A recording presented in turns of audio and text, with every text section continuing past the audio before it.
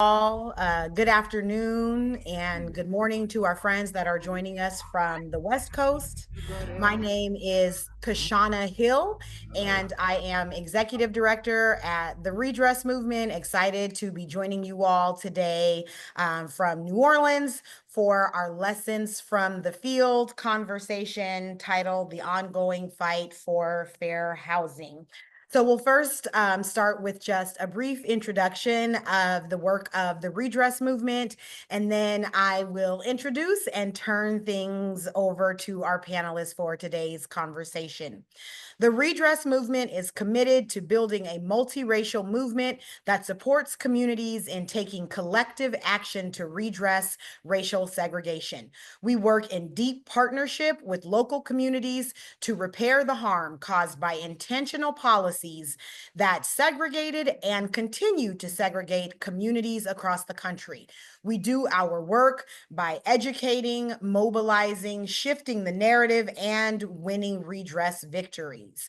Our starting point is housing, but we work in solidarity with others who are telling the truth and facing the facts of history, taking accountability to redress the harms of the past, and taking action to heal this nation by dismantling the barriers that divide us.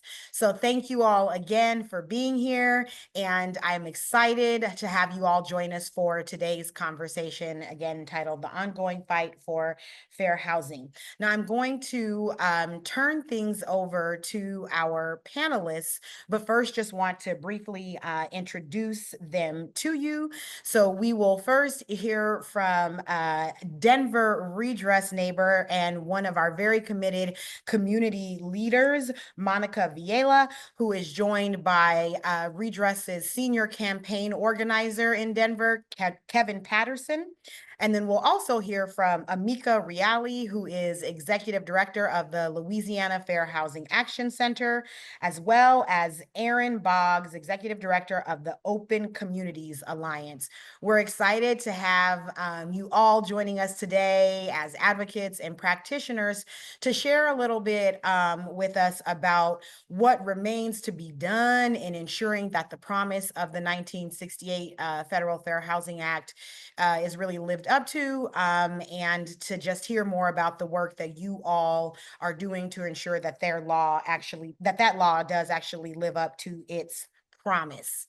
So thanks again for being here. I do want to mention to all of our attendees that you will absolutely have the opportunity to ask questions of our panelists.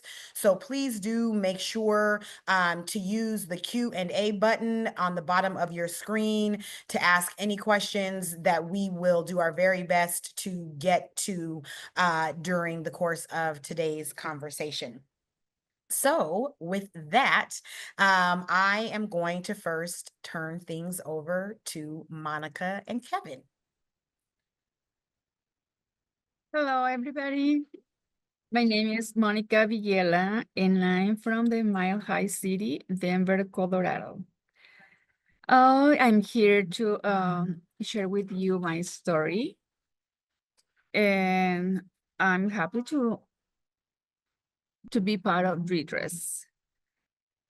I'm a mother of 4 beautiful young children, and I've been happily live in my home in this area, Green Valley Ranch, for 17 years, which is beautiful community. And I really love to be involved with. I've been a volunteer in the school for 12 years. And my children were born and raised in this community, in this house, in the community Green Valley Ranch. Like many families, our home was hit hard by COVID-19, and despite our struggles, we were having a hard time to taking care of the exterior of the house uh, and others things for the maintenance of the house. But we never missed any payment of any mortgage. And like I'm so sorry. Because this every time I refresh this story is so hard for me. I'm so sorry. But this 3 years ago, just suddenly one man shows up in my driveway and say that he is the new owner of the house. And I knew we were facing some fees from HOA. The key, the horrible monster is HOA. So they were giving us a lot of fines, and like I say, we were struggling and they were not equal to everybody in the community. It feels like I was targeting us, but they went up to 8,500. And for us, it was so um, ridiculous fines, and we were not able to afford them, much less to afford a lawyer to help us. So when this man shows up, all these nightmares start with me, and for the kids, of course. And so this man say he is the owner of the house, the new owner, and he was he immediately asked me for rent. And for me, I started getting in shock. And I said, I knew we were facing some fines. And but I never thought HOA was able to take out the house and collect the money that we own on fines and put it on foreclosure. I never thought that. And I said, oh my God, we are homeless. And all my nightmares start, and I start getting really sick. I ran to the school to get the kids, but I was and so devastated. And so the staff in the office, they were helping me and said, no, maybe there was a mistake. We can find out.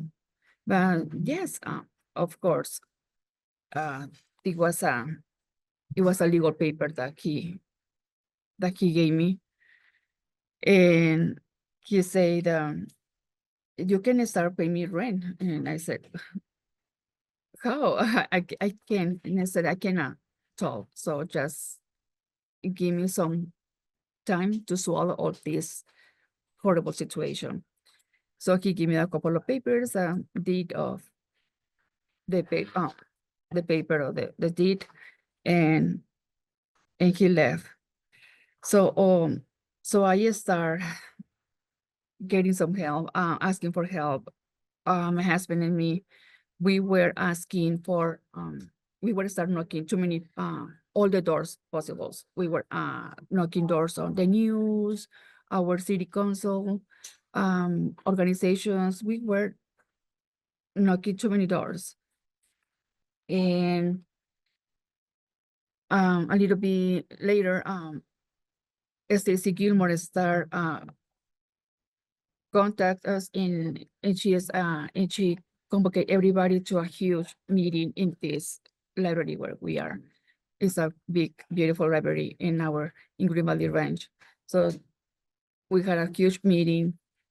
A lot of neighbors, they were upset, and a lot of neighbors were asking too many questions. And of course, you find out that only in this area, there were only like 60, almost around 60 foreclosures. So which is a normal,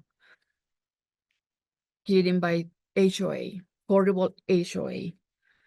And so when I asked this guy, when he showed up in my driveway, and he said that he is the new owner, I asked him for how much did he buy the house. He didn't want to tell me in that moment. So, but when we start everything, open this box and we start talking about my situation and all situations around Green Valley Ranch, we found out that he bought the house for $23,000 only. And he called me, and when he saw us on the news, and he called and said, oh, just please let Stacy Gilmore knows that I'm willing to sell the to sell the house back to you. I don't want any trouble. Okay, so you can continue with your equity, which in our home, we never get a loan, we never refinance anything because we have 4 kids and um, we were waiting for college time for the kids. So we never refinance. So this guy bought the house for only 23,000. So immediately after the meeting, I got in a meeting with a beautiful family, beautiful lady, Lydia and Linda. And that's where I met Kevin from Redress. And I'm being so blessed. I feel so blessed and grateful with Redress. It's a great movement. And since then, we've been trying hard to buy the house back because he doesn't want to sell the back after because we I take so long. He say, you taking so long. Of course, in that moment, I didn't have the 20, he immediately asked for 28,000 because all the expenses that he was already made. And I didn't have the money, the 28,000. So we were trying to collect the money to fundraisers and everything, but it was a lot of money until there is a law firm, CED, they start helping me and they raise the money for us.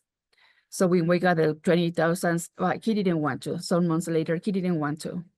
And we have making like 2-3 offers already and he doesn't want to because he knows he can remodel the house and he can flip it. He is a economy predator. So that's what he does. And this is, I think this is not fair. This is totally injustice. It's horrible what people they can do, destroying families. They can make money on top, stepping on families, and that's not fair. He can make money whatever they want, but he can make the money in a legal area, but not stepping on families and not displacing families on the street. No, this is not fair. For Monica, me, this is a may I yes. ask you right here, and I actually think this is a great time, if you don't mind, for maybe Kevin to join you. And something that you're raising is, I think it would be great for folks to maybe hear a little bit right now, sort of, as you mentioned, right, there's been continued impacts on families and displacement caused by this foreclosure power that these homeowners associations have. And so you mentioned that you connected with Kevin and the redress movement. And if it's possible, I'd like for Kevin to maybe just share a little bit for folks who maybe aren't familiar with Denver, to share a little bit about the particular history of this community as a place where white families moved to, right, when they left a diversifying city of Denver, and then what we know about who is being impacted by foreclosures, and maybe connect the dots for folks about how this was and remains an important issue for redress to call attention to and organize around. And then once Kevin shares that little context, I think it would be great, Monica, for folks to maybe hear from you about where things with your legal case stand right now. Sure. Sure. I can I talk can talk really really quickly. quickly. So So this this is is a a neighborhood where it was built essentially for like Denver City employees to come into. And it's highly diverse right now. So like particularly like even my family had come from Park Hill and moved to Green Valley Ranch to get this area. So it's pretty like heavily diverse. Like you have a lot of different languages in the area. Um, a lot of different English second language folks here. And particularly when we were knocking doors, what you see saw from that slide, one of the first actions that we did was actually uh, uh, a press conference for the county clerk to look at like what were the actual demographics from that neighborhood that were displaced, but they can't give us that information because of the fair housing law, ironically, right? So but when we were talking doors to most folks, and like the event that Monica described with Stacey Gilmore, we saw like predominantly Black and Brown families who had been like distinctly talked to, and talking to folks like most folks don't have good opinions of the HOA, but particularly families of color were having pretty big issues with like feeling like they were predatory or treating them differently, or like couldn't get equity with that particular HOA. And so I think like we have the policy brief talking about like how these HOAs have like been built off of like covenant laws that helped to continue the discriminational policies. And we're seeing that kind of reinforced now in like who was targeted, and like the fact that there were 60 homes here in Green Valley Ranch, and because it's such a diverse area, we think, it shows like how imbalanced and predatory those like policies can be, which is why also you might have seen in these pictures, we worked with Monica to shift some of those laws. And so like there are now caps on the fees that they were able to collect. Metro districts are no longer allowed to foreclose on families, but there's still, some uphill battles as far as like transparency with elections and things like that go too, that we're trying to move through. So we'll definitely get to that, Kevin. Thank you. We'll talk a little bit about the victory in the state legislature that really significantly limits the impacts that HOAs can have through foreclosure, and it really limits their ability to foreclose. So we'll get to that. But I really think that it's super helpful, the context that you shared. Thank you. And also what you lifted up, right, is a really important point, that it's important to understand this foreclosure power in the context of homeowners associations traditionally having been agents of exclusion. Right. The purpose of homeowners associations in many respects has been to exclude groups of folks. And so that's the system, right, in which, Monica, you are finding yourself having been told that your home has been sold to a developer. And so you mentioned that there is a legal case that was proceeding. And are there any updates that you would like to share about that? Oh, well, the city sued him too. And they just won the case in the beginning of May. And they won the case because they were this suit was taking long, but they won, and they said saying that he bought the house illegally, so he needs to sell it back for no more than 30,000. And now the city is helping me to apply. So we are applying again to buy the house back. He doesn't want to, and on his own, because of course he has a strong, because he is a predator, so he has a strong law firm. And he start in March, he start the eviction order. So that right now that I'm going through the eviction. So I hope I need to empty the house by the end of the month. And but on the other side, the city is helping us to approve the application to buy the house back. So I'm waiting. Since all this nightmare is, I've been holding on the hands of Kevin and John and Maxwell, Jonathan, all the redress team. And I like say, I feel stronger. I feel, because I'm gonna keep fighting, like the lawyers say, we wanna even if you are out of the house, we wanna continue fighting, because this is, in my opinion, this is not fair. These people, for me, this is he's a criminal, and sometimes criminals, they feel like the injustice is not, the justice is never is gonna it's not gonna never the justice is not never gonna reach them. But of course, I believe in justice. So That's what I'm fighting for, not only for my kids, but all kids in all over, all over the states. This is not fair. We need to keep fighting. Thank you, Monica. So before we move on to our next panelist, I do want to note that in the chat, we've posted the petition that is being circulated in support of you, Monica. And so Thank you. folks should please feel free to sign that petition or share out as you are able. As Monica has mentioned, she is continuing to be supported by the Redress team, by Redress neighbors in the Green Valley Ranch area. And she is really continuing in her strong leadership around this issue because, as Monica said, she has not just been motivated by what's happening to her, and she really has given so much to communities across the state as she is making sure to support efforts to end foreclosure powers at the HOA level. So thank you so much, Monica. And we're going to come back My with pleasure. some follow-up questions around the work that you are doing with community members there in Green Valley Ranch. And so with that, we will move on to our next panelist, Amika Reale, again, Executive Director at the Louisiana Fair Housing Action Center. Amika, thanks for being here. Thank you, Kashana.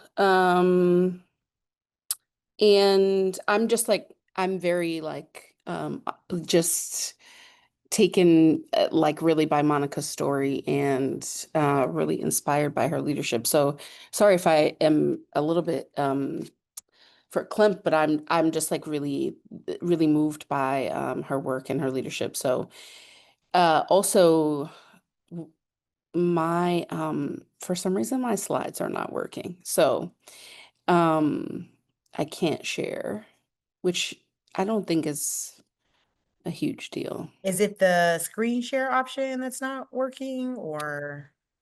I know we got on early to try this, but it's just for some reason, hold on, I may have fixed it.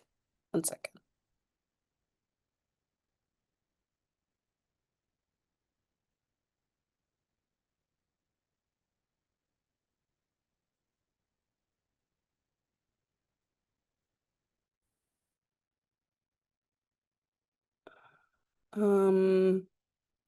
Okay. Let's try it. Yeah, here we go. We're good. I got it. Can you see them? Yes. Okay, great. So as Kashana mentioned, I am the executive director of the Louisiana Fair Housing Action Center. My name is Amika, if you didn't catch it before. We are known to the community, known to most people by LaFac. So I will refer to us as LaFac for short. And our organization is a 30-year-old civil rights organization.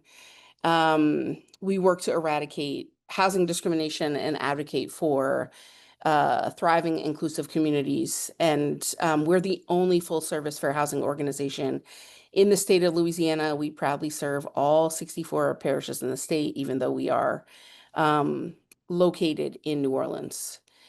I'm not sure if I've said this or if this came across in any of the materials about me, but I'm relatively new to fair housing work with respect to Kashana and Aaron and other folks who may be on this call.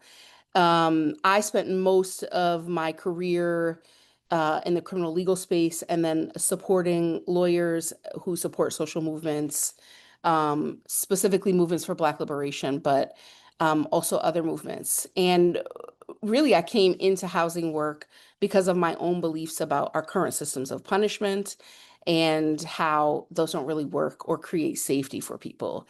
And what I do know, and what I think I shared with many folks in the fair housing sector when I first came here, was that housing is real, true safety for people. It creates a sense of safety that goes beyond what we already have in place to address harm and to create safety. And so one of the things I did when I first came into this work is really dive into the sort of origins around the Fair Housing Act. I knew that this was a sort of call of the civil rights movement. I really knew um, that, this work was, sort of came out of that. But I wanted to know more about it. And what I really found out was that the Fair Housing Act and the enforcement of that act and addressing residential segregation, they're very much unmet mandates of the civil rights movement.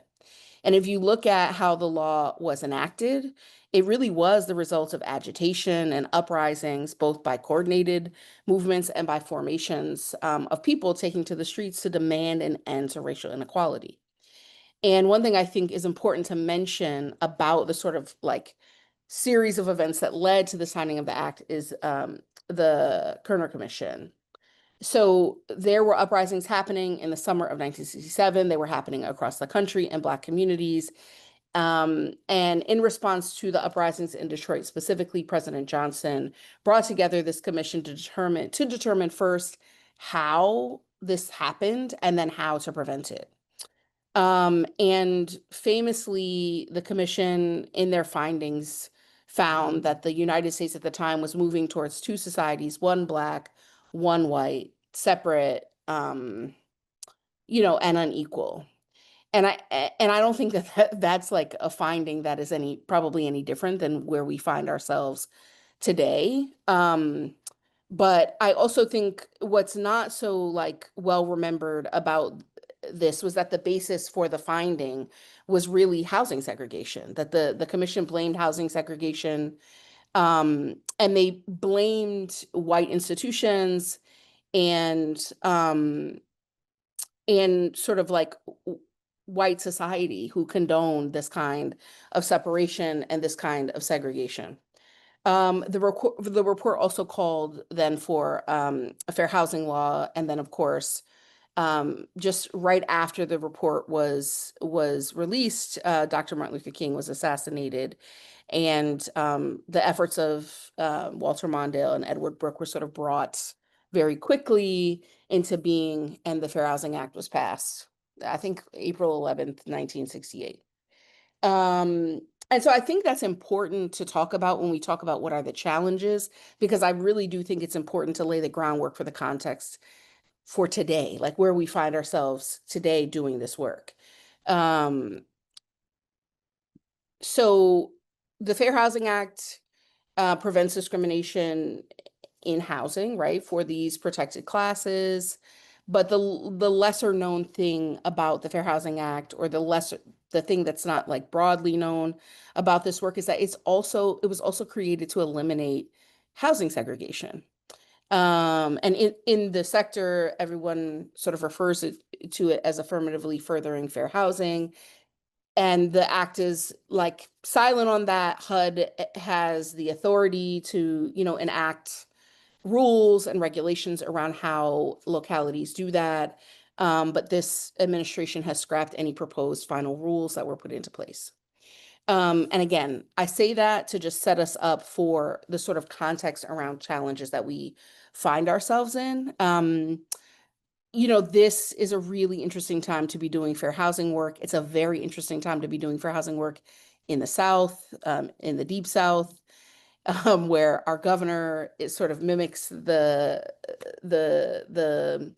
actions of the federal administration, and also it's an interesting time because our work is under attack. This administration has cut funding to FIP-funded organizations, 67 or so. LAFAC was included in that group, who received like a notice overnight that funding that we thought would, we would have for subsequent years was cut with no real explanation. They're currently sort of gutting HUD, like firing staff, rearranging processes, and not in a very transparent way. And I also, and this is obviously very like, this is backlash to decades of civil and human rights advancements. It's backlash to the uprisings and the social movements that sprung up in 2020, and that made advancements. But I do think that this is all tied together. So they sort of have decided that in attacking, diversity, equity, and inclusion, and sort of promulgating falsehoods about the history of racism and discrimination in our country, that they could sort of eliminate or erase like the groundwork that has been laid for 50 or 60 years. And I think it's hard as an organization that accepts discrimination happens, and that is very true, to be doing work in this moment, right? And I also do think that it creates confusion and it casts doubt about, whether or not we're actually, helping people, or we're sort of like, I don't know, I don't want to say reverse racism, because that is not an actual thing, but that is sort of like a concept or an accusation for those of us doing this kind of work. So what I will say is that discrimination in housing, segregation, it persists. And in a state like Louisiana, we don't just accept that to be true. We know that to be true based on all kinds of outcomes for people that we serve. You can look across most communities in Louisiana.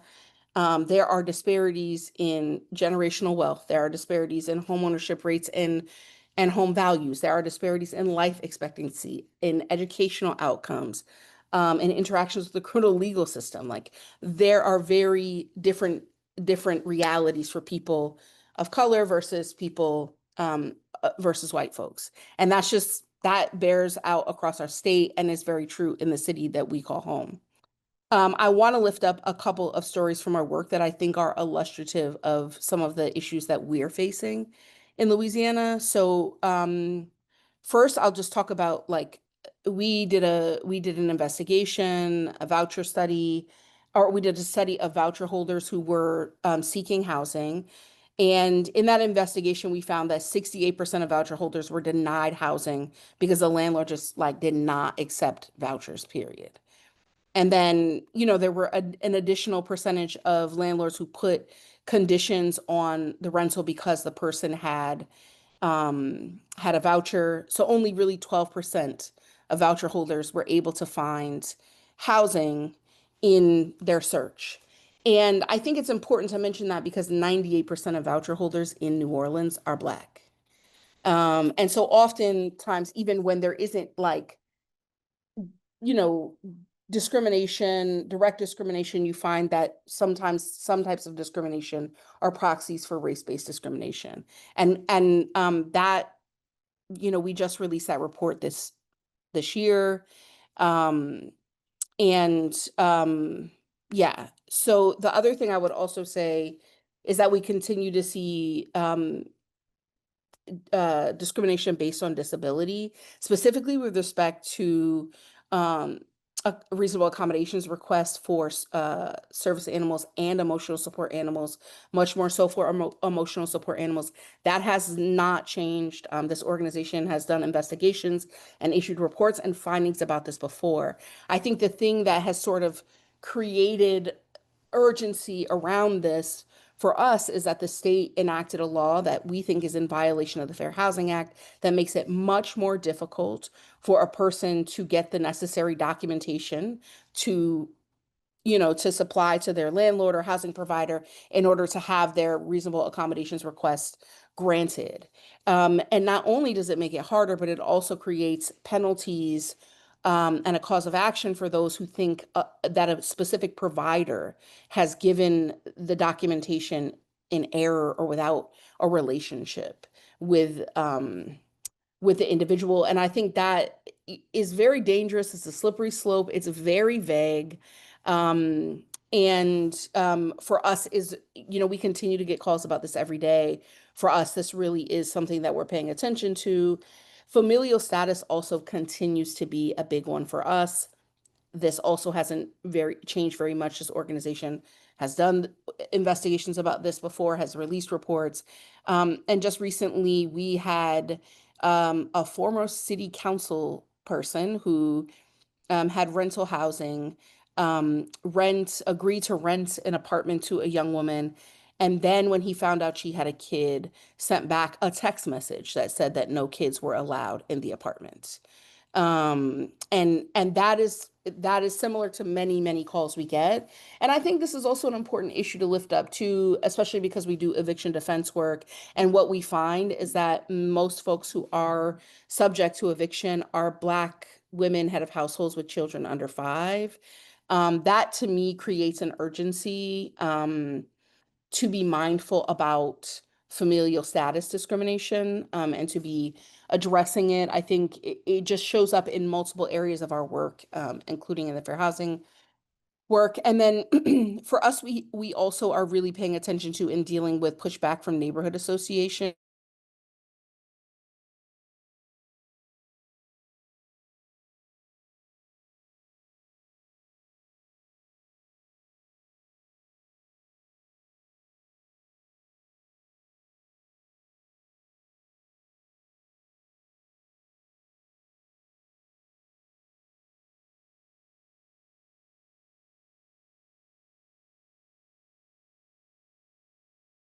Okay, y'all, we may have lost Amika. My apologies. We are having some weather that just popped up in New Orleans, and I know Amika is very close to my location, and I'm guessing she is having some difficulty with her Wi-Fi given the storms that have just popped up. So we will see if we can't get her back. But if she needs some time, then Aaron, I am hoping that you might be able to jump in, and then we can resume with Amika once her Wi-Fi is back up. Okay, I have a message. She has completely lost power. So that means I'm lucky to still have it. And so we're going to hope that mine stays on. And I think we should plan to proceed without Amika, because obviously we have no way of knowing when her power might come back. So apologies for that mishap, but this is, par for the course during a Wednesday afternoon thunderstorm in the city of New Orleans. All right, so Aaron, we'll move on over to you if that's okay, and ask that you share a little bit about your work, please. Great. Well, I'm going to miss Amika. Hopefully, we'll get her back in a minute, because I think it'll be a great conversation between all the folks who are presenting. But my name is Erin Boggs. I'm the executive director of Open Communities Alliance, which does work in Connecticut.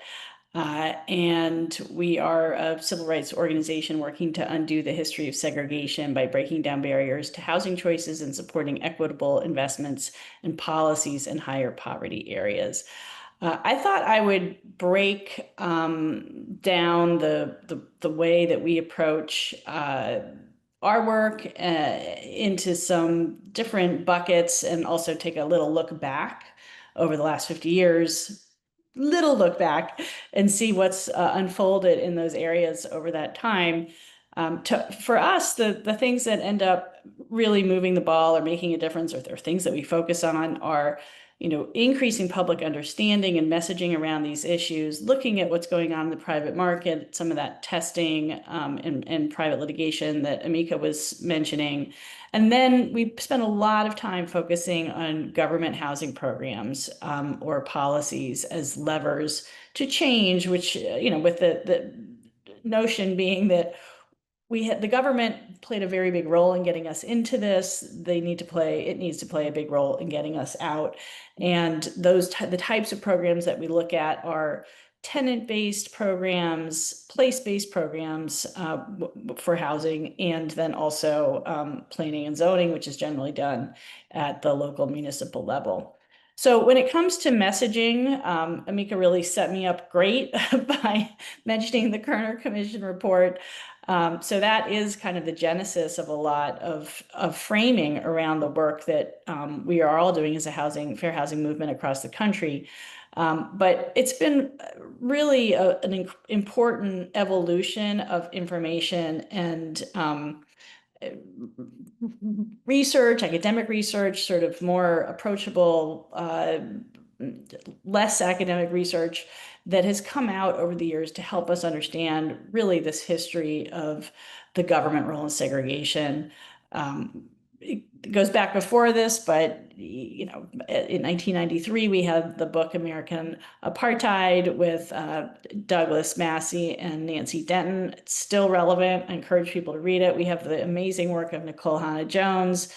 There's this sort of seminal piece in ProPublica in 2015, but she was working before that and still works today and does amazing, amazing work that's so important to our movement. Ta-Nehisi Coates, A Case for Reparations, and then, of course, Richard Rothstein and Leah Rothstein with The Color of Law and Just Action. And those have been really informative to not only our organization, but as we communicate around the state of Connecticut about these issues. And I can't tell you how many people have come to me and said, I just read The Color of Law, and that has completely changed the way I think about these issues. So very, very important.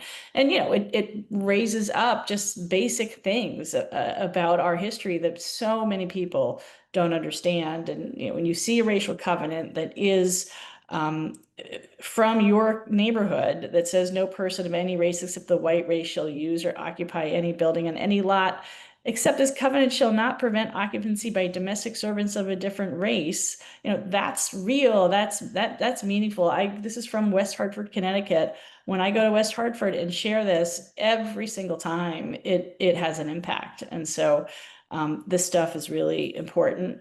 I think another stage in the evolution of our work, and I should say that the point of this section of the presentation is talking about how to break down barriers, knowing that we need to do both. We need to be investing in places that have been disinvested from due to the history of segregation. We also need to break down barriers to places that have been functionally off limits.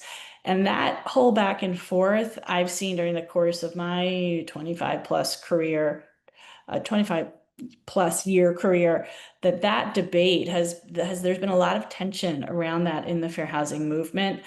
I feel like over the last few years, I've seen an evolution of sort of reconciling among advocates to understand together that we need to do both of these things. And that's really important. And I think I like to name that because it's been a factor, but I also see light at the end of the tunnel and even light right now. I think opportunity mapping is something that has sort of fed into that debate to a certain extent, but also been really important to crystallize disparity. For those of you who don't know opportunity mapping, it's a way to put together a number of different indicators like how the schools are doing, poverty levels, maybe crime rates, a bunch of different indicators to take the notions of race in a sense out of looking at a geography and seeing what differences are and where people are in different places, and then putting maybe racial demographics or poverty demographics or other things back in so you can really see what these differences in resources and amenities will make in the lives of people who live in a given community. And so that can be hard because it means you are saying that there is less opportunity in some places. And that has really been interpreted in some cases as being a criticism of the residents of those places. So we have shifted to talking about resource mapping to try to make clear that we're not talking about making any commentary on the residents. And part of the reason we think this mapping is still important is important from a litigation perspective, potentially. It's also, I have found, one, important when I'm talking in higher poverty communities, where I generally get the response that, yes, we know this is true because we live it every day. And two, especially important in low poverty, wealthier communities, because there is a real blind spot in some cases about how deep the disparities are and what a difference it makes. And so I have found the mapping to be very helpful in that way. I do want to just pause for a moment because I think part of the messaging is actually, as we've talked about already on this webinar, is about storytelling. We work directly with clients, and I want to just very quickly tell the story of one of our clients, Nelba, whose name is not actually Nelba. I'm protecting her privacy, and her journey. She lived in project-based Section 8 in the north end of Hartford. So that's our place-based housing assistance from the government. Not all project-based Section 8 is like this, but in this case, in the neighborhood that she was in, not all neighborhoods in Hartford are like this, but in this particular case, the building was rodent infested. There were videos of mice running through babies' beds. There was mold, there was gang violence. Nelba herself saw an execution style shooting from her front stoop with her kids sitting around her, very troubling conditions. The tenants, with the help of a great community organizing backbone group, and this is partly where the organizing comes in, organized and fought for tenant-based vouchers to move wherever they wanted.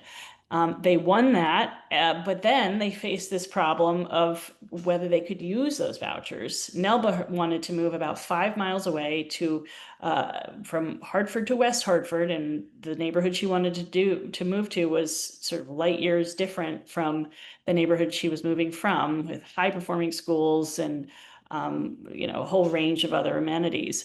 She could not find a unit that would accept her voucher. This really I attribute largely to exclusionary zoning, just expensive housing there.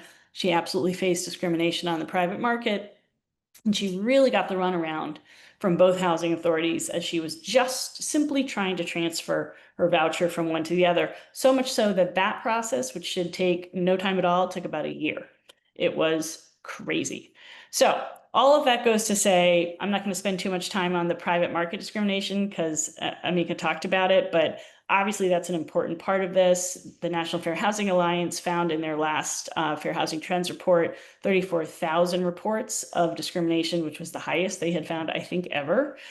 So really huge problem, and we see things on the horizon with algorithms and AI that we need to keep an eye on.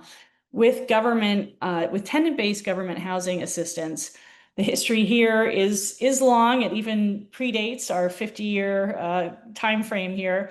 But the Gautreaux case in Chicago was about public housing that was basically decommissioned. People got vouchers, and with legal intervention, there was an additional program put in place to ensure that families had real choices and where they could use those vouchers. That was sort of a springboard for all kinds of other programs that are now called mobility counseling programs.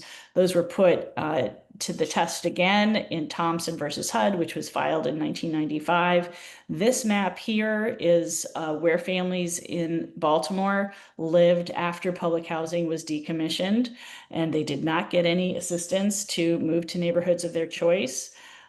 This map here is 8 years later after litigation had been filed and a partial remedy was put in place, and there was greater choice in where to live. So we can see that there are solutions and they make a difference. The last thing I want to just mention on vouchers is there's, apart from litigation, been some real progress with voluntary programs, including one in Seattle. That Opportunity Insights played a big part in. Stephanie DeLuca, Professor at Johns Hopkins, who some may know, was a very active part in that as well.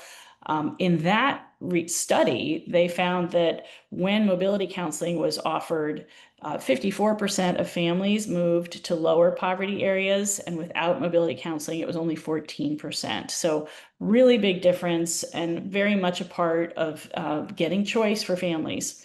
And another reason that this is all important, this is our assessment, a report that will come out shortly, looking at where housing choice vouchers in Connecticut are living relative to where schools are performing at the highest level. So over here, we see this on the far right-hand side, that's the bottom or the lowest levels. This is the bottom quarter of school performance according to the state. That's where about 27% of people in the state live, and it's where 65% of voucher holders live. So really big difference. I'm going to just quickly move along here. The other issues we like to look at is where physical units of subsidized housing are located. Low-income housing tax credits are one program that helps create those physical units. And this is a map of Dallas and where low-income housing tax credits were located. The purple areas are the whiter areas. And so you can see that those dots, which are the tax credits, were not located in the white areas. There was a lawsuit, went all the way to the Supreme Court, was decided in 2015, and didn't move the ball maybe as far as we wanted to with regard to low-income housing tax credits in particular, but it did make a really big difference on this notion that this disparate impact theory, which is the idea that you can kind of use data to show discrimination, is part of the Fair Housing Act, and that was confirmed by the Supreme Court. We do work on tax credits too. These orange lines here are historically since 1986 where tax credits in Connecticut have gone. So almost half of them have gone to very low resource areas. That's just 3% of the land area in the state. We've been advocating on this for years. And finally, just last year, we started to see a really big flip in the program. So as of last year, just one cycle, we saw almost 60% of the tax credit developments going into high opportunity areas, another 28 going into very high opportunity areas. Normally, I wouldn't be so supportive of such a wild swing because I do think tax credits are important to investing in higher poverty, and particularly communities of color. But after many years of doing it wrong, we need to be doing it the other way a little bit to start making up time. The last thing I just want to mention is work on zoning. So we've done a lot of work with partners around the country and studied what's going on. We've landed on this notion of fair share as one of the best ways to address exclusionary zoning. They do versions of this in New Jersey and California, among other places. Builders' remedies are another option, and inclusionary zoning is something else that is out there. In fair share, what happens is you figure out how much affordable housing you need as a state, you allocate it out to municipalities, and then hopefully, ideally, you have some kind of enforcement mechanism to make the municipalities plan and zone for their number. I won't go into the other options in the interest of time, but I will just show that in New Jersey, where they've had this for over 50 years. This is a map. The dark orange areas are places that are predominantly white. And then you can see an evolution over time. In 1990, not very diverse, more diverse. In 2000, those pale orange areas are the places that are more diverse. So we really see some changes over time. And then I'll just end by saying we are also involved in this. We have a lawsuit pending in the town of Woodbridge, where just this little tiny part of town allows only duplexes, 0.2%. And then just last night, we had a nice win to get a sort of version of fair share passed in Connecticut in our state. Just in our state house, would need to go to the Senate and then on to hopefully be signed by the governor. But the bottom line here is I wanted to share some positive things in the fair housing world during a time that is challenging here in lots of ways. Thanks so much, Erin. So we have some questions coming in, some questions for you, Erin. We'll get to those. We'll pose them to the group, but did want to give Amika a chance to wrap up her comments, and then we will move into questions from today's attendees to close us out. Welcome back, Amika. I appreciate that, and I appreciate the grace. I was wrapping up by saying mostly that we were seeing challenges in a number of areas, and one of the last areas, what I was covering, I think when my power went off, was that we have seen, and I think this has been consistent in New Orleans.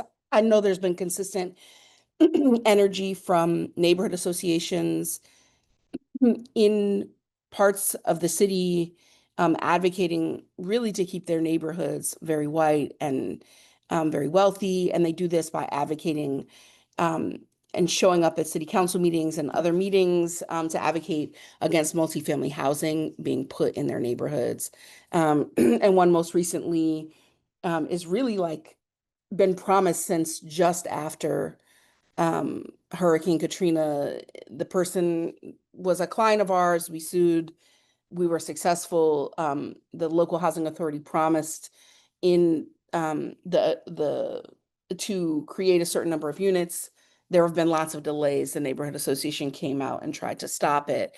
And that's just one of several that we have happening right now. So that is happening. And I feel like this sort of the way that the current administration is creating this false narrative around reverse racism, I feel like it is fueling that kind of pushback, and that kind of misinformation is very dangerous to us in our work. And then the other thing I would just say is I think there are a couple of opportunities for us in fair housing work to sort of make some shifts or try to do what we can in this moment. I really, when speaking with my enforcement team, have talked about like creative approaches for getting outcomes for our clients. Like if we know that HUD is not going to be a path for our client, I think being very real with them, giving them the option, of course, but then seeing what else we can do to bring about that outcome. So zealous advocacy at every stage, early on, often, all the way through. And our team really does that. I think also putting pressure on elected officials, even when they do not agree with us, even when they have not supported fair housing. We have been on the phone with every member of the federal delegation that will respond to us. We send them many emails, even when they don't. We ask our list and our partners and the folks that we work with to also contact them and to let them know that actually there are constituents in your district who care about fair housing, who care about racial justice, and you can't just ignore us because you don't agree.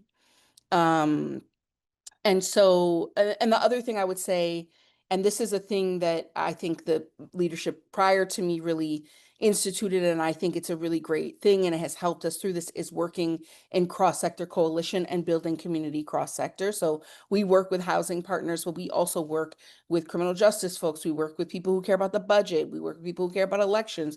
We work with people who care about children. We work across sectors, and oftentimes when we're showing up at the state legislature or in local communities pushing for laws to be changed or for things to be made right, we're showing up with people from all over, who don't just care about housing, but care about housing and something else.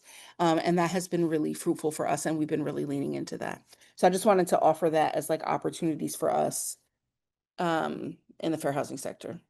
Thanks, Amika. I appreciate that. So we're going to move into taking some questions, and I actually want to pick up, Amika, with I think maybe the second point that you mentioned, which is this idea of not in my backyard sentiment, right? Or otherwise known as NIMBYism. And so when we think about, people for whom not in my backyard is the way that they approach housing in general, I'm brought back to what Monica is experiencing right in the Denver area, in that whether we're talking about an HOA, a homeowners association with the ability to foreclose, or whether we are talking about neighbors in a majority white community or neighborhood that are holding on to, racialized ideas about low-income tenants, and they are advocating against the placement of housing for low-income folks in their communities. What we are talking about are exclusionary housing systems. As I get to a question for Kevin and Monica, I'm also thinking about, the fact that there are only a few states that allow for homeowners associations to foreclose, right?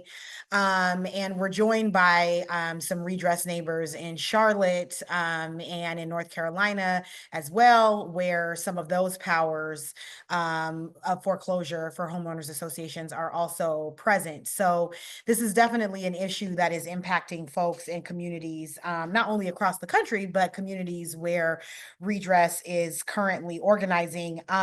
So Erin, you spoke to some of this, but for Monica and Kevin, I just wanted to specifically ask about how important has organizing community members been, Monica, for what you're experiencing? What are the kinds of things that you all have done collectively in terms of bringing attention to your story?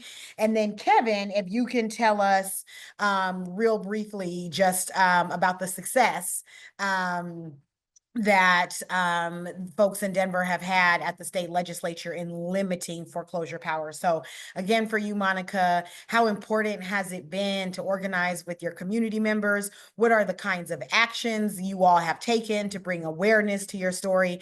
And then Kevin, what resulted in terms of your organizing at the state legislature? Well, then, I think it's for me it's been so impact the all this process around the neighborhood because we've been canvassing and since our story came out to the news, a lot of neighbors they didn't know all the power the HOA had. It's so powerful. They didn't know. So a lot of people they've been aware and a lot of people they've been thankful that I'm thankful that they've been able to pay some fines through organizations that they've been reaching out. So I'm glad that they've been having some help. But because all this all this movement is being so helpful for a lot of families, I think. Kevin. Yeah, sure. I mean, so I'll start by saying Oh, that like Kevin, wait, I think we've got you on two. Yep. And so you're causing a bit of an echo. Okay. can you hear me now? There we go. That's great. Okay. Okay. I'll start by saying that, like, I think, you know, it's folks like Monica and neighbors that come out consistently and show up, that have like been able to help us like really move that are like consistently, speaking to council, reaching out to city council members, coming out literally to the streets. We've even done like rallies here in the neighborhood. To raise awareness, doing Know Your Rights that have like really consistently been able to bring us to the point where we were able to get successes.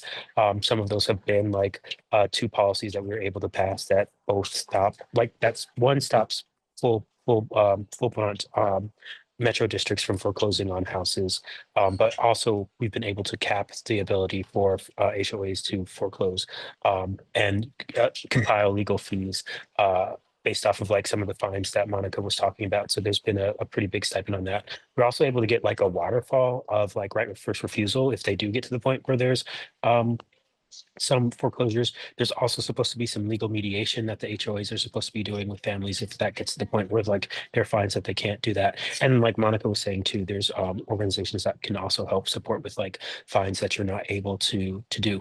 One of the big issues that we were having too with people was like just notification of the foreclosures. Like Monica, in Monica's story, you heard that like she wasn't aware. And she's not the only family that we've worked with that's had that similar problem where it's like the house was bought from up from under us, even though there was legislation passed before we started working on that that's supposed to have folks get first class mail on that. But like those things have been like kind of reinforced on each other, and we're kind of still trying to do that. And it's still kind of a work in progress too, as far as like making sure we're continuing to do your rights, because like we can pass the laws, but if people aren't aware of them, right, like I anticipate that bad actors will continue to try to find their way around that are not comply with these laws. Additionally, too, we spoke about Monica's or the city's court case against Chris Tattard, who was bought a home in a affordability covenant protected house, which Monica lived in, and that was also a really strong legal precedent saying that like this type of purchase is also illegal. And fingers crossed, like once we get some stuff settled with Monica, hopefully there's other families that might be able to benefit whose homes might have been bought from under them under similar covenants as well. So those are all things that we've been able to do with like consistent community engagement. Thanks, Kevin. And I just want to, before we move on to the next question, I want to put a just underscore that last point. We had some back and forth in the Q&A box about the legal case. Folks had maybe some questions about how Monica was victorious in the legal case, but is still facing eviction. And kind of the broader answer, right, is that because Monica's family still doesn't at this time technically, right, sort of own the home, then they can still legally be asked to vacate, but the victory that Monica is referring to, as Kevin just mentioned, is that the court actually found that the developer who purchased Monica's home was never a proper buyer. There are limitations around the kind of buyer, in particular, income limitations around the kind of buyer that could legally purchase that home. And the HOA in selling the home, or the body that sold the home, that auctioned the home off, did not confirm that the buyer was legally proper. The court found that he wasn't. And so the sale then therefore is not legally valid. And so what Kevin's mentioning is that this is a court saying, hey, there were limitations around the kind of buyer that could purchase this home that were supposed to be honored, and those limitations were not honored, which means the sale isn't valid. And so going forward, if there are community members who have experienced foreclosure, right, whose homes have been sold under them, but the buyer isn't legally proper, then that is a means, right, for them to have the sale invalidated. So it's promising and encouraging that Monica took her case to litigation, and then had, right, that results in this judgment from a court, which might possibly help other families going forward. So, Aaron, we'll move over to you. There's a question specifically from one of our redress neighbors in the Charlotte area around, given gentrification happening in Hartford, Connecticut, which is one of the areas in which you work, what trends do you see toward housing vouchers being accepted in the communities outside of Hartford, right, as the gentrification might lead to displacement of Black and brown folks from the Hartford city itself? What opportunities do you see in terms of voucher acceptance in suburban communities? And I think that's a question that really has a lot of implications for communities all across the country, because this is unfortunately a pretty common dynamic. Yeah, before anyone can be discriminated against for using a voucher, which absolutely happens here all the time, even though we have source of income discrimination, you have to have a voucher valued at a level that will allow you to access housing in the higher resource communities.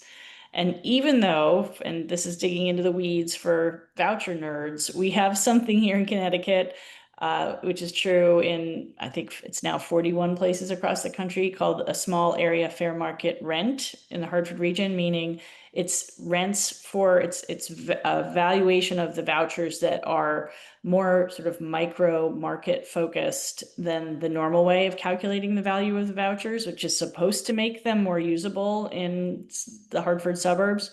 We still find it's not high enough. And this goes along with our housing crisis, our exclusionary zoning challenges.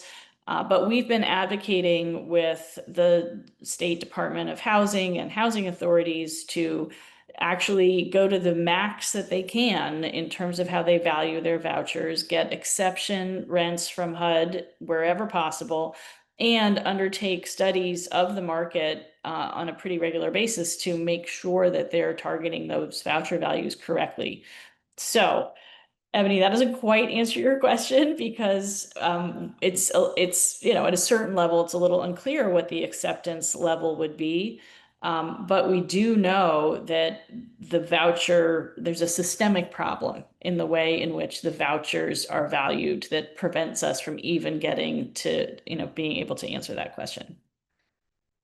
Thanks, Aaron. I think that's a really important point, and super helpful to hear.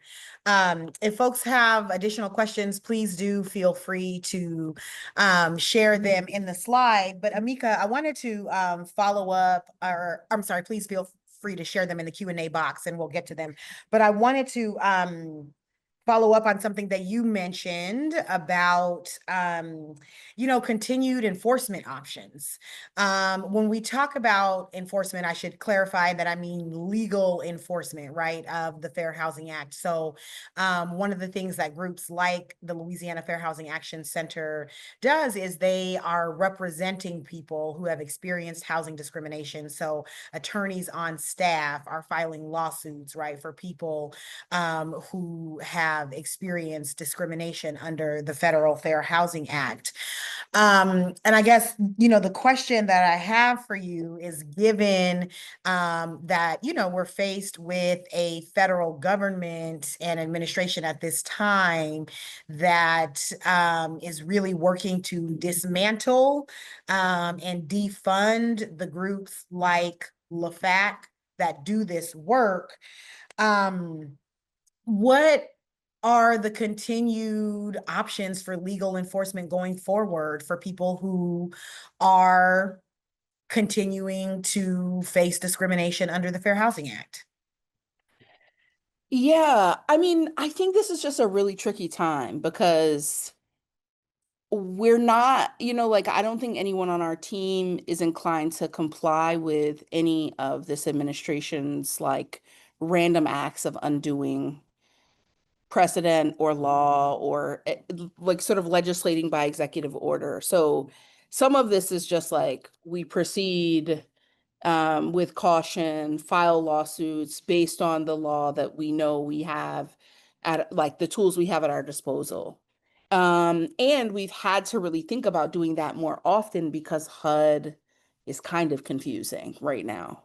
And I'm just saying that as like in the most positive light that I can. It's hard to know, if your complaint is reaching an investigator. It's hard to know who to reach out to when your client's complaint is stalled. And so what we've been doing is like double and triple checking, documenting everything, having internal documentation of things just in case it gets lost or it's missing. And I think that's what we're doing for right now.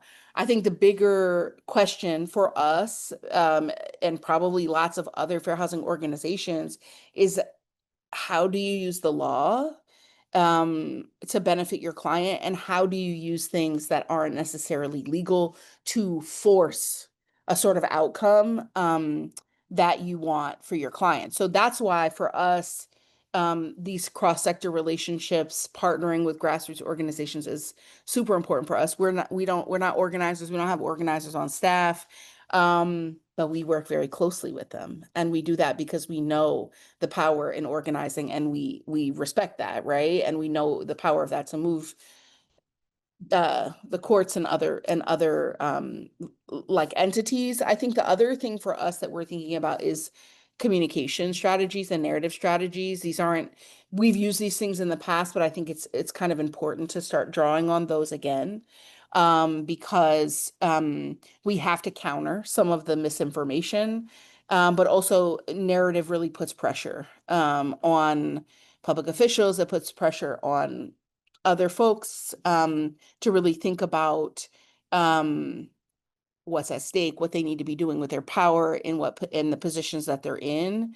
And then otherwise, we're just continuing to grapple with this, like being committed to reevaluating whenever a case comes in and we don't know what the path of relief is for the particular client, or it's stalled, like we keep coming back to it. What do we do now? What do we try now? Is there something else? Is there another group that we can potentially call and consult about what options are available? And I think just staying committed to doing all kinds of things, even if they don't feel super legal or they don't feel like a lawsuit per se, if it's going to get the outcome for your client, I think we're committed to trying it.